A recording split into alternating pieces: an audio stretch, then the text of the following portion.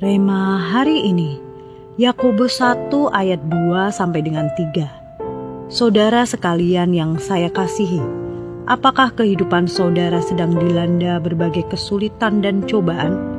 Kalau demikian, berbahagialah, karena jika jalan kehidupan itu sulit, kesabaran saudara memperoleh kesempatan untuk tumbuh. Semakin tinggi pohon, semakin kencang angin menerpa.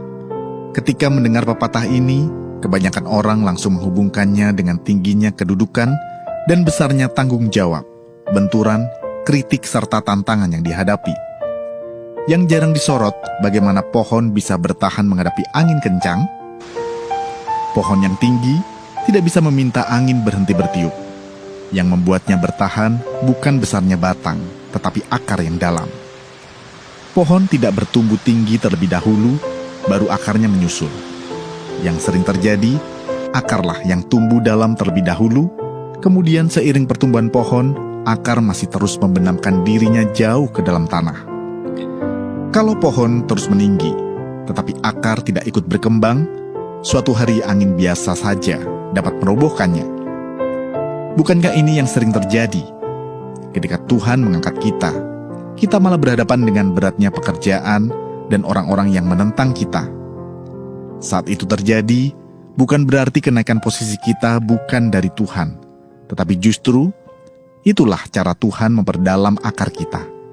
Supaya ketika kita diangkatnya semakin tinggi, tidak ada angin sekencang apapun yang dapat merobohkan dan menggagalkan rencananya atas hidup kita. Manusia mungkin hanya menilai penyertaan Tuhan dari pencapaian dan seberapa kita disukai orang. Namun Tuhan melihat yang tersembunyi.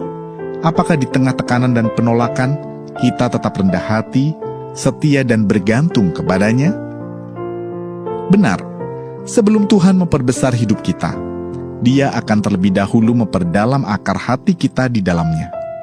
Akar mungkin tidak pernah menjadi pusat perhatian, tetapi justru akarlah yang memungkinkan pohon terus bertumbuh besar dan tinggi, serta kuat menghadapi badai topan kehidupan.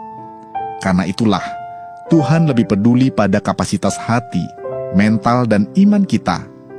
Demikianlah Dia memperbesar kita dari dalam keluar.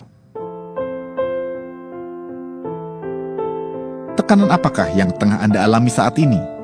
Bagaimana Anda memandangnya? Mengapa Tuhan ingin memperbesar kapasitas hati kita? Bagaimana Anda bisa memperbesar kapasitas Anda di tengah semua tekanan yang Anda alami? Bapa yang baik, ampuni kami apabila kami suka mengeluh karena tekanan yang kami hadapi. Bantulah kami agar kami bisa terus mencari-Mu dan terus memperdalam akar kami, supaya kami pun bisa memiliki kehidupan yang kuat di dalam-Mu. Di dalam nama Tuhan Yesus kami berdoa. Amin. Semakin tinggi Tuhan membawa kita, semakin besar pula tekanan itu, sebab Tuhan ingin memperbesar kapasitas hati kita.